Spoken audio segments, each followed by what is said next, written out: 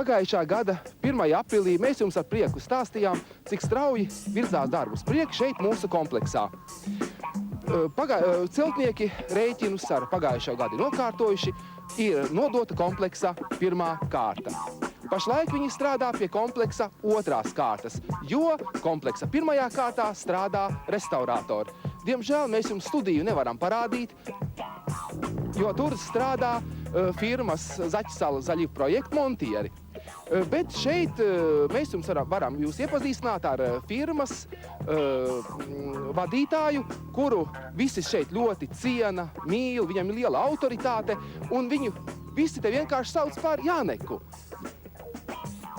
Jānek, raidījums Būvlaukums 87. Dzień dobře. Dzień dobry, Andrzej. Dzień dobry. Dzień dobry.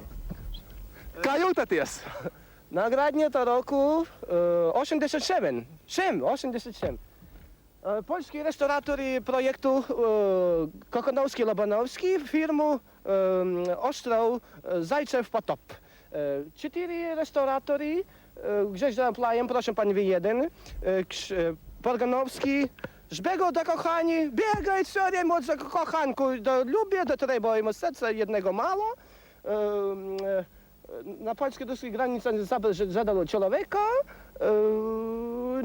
nagradnie.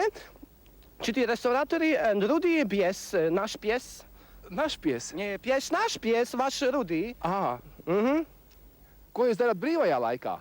No to co? Смотрę telewizję, wasze telewizję, obmian kochankami waszymi, nasi kochanki, wasi urody, Maria Rodowicz, słuchajcie Polskie Radio, de grupa Polis, piosenka de du de da. Wiadomości. Wiadomości. Na polskiej granicy zadał człowieka. Addis Abeba, wiadomości. Paldies, Jānek. Es domāju, ka nav jātulko to, ko teica Jānek. Mēs izsapratām, ka uz poļu restauratoriem var paļauties. Un pēc poļu restauratoriem mums šeit ļoti patīkam būs strādāt.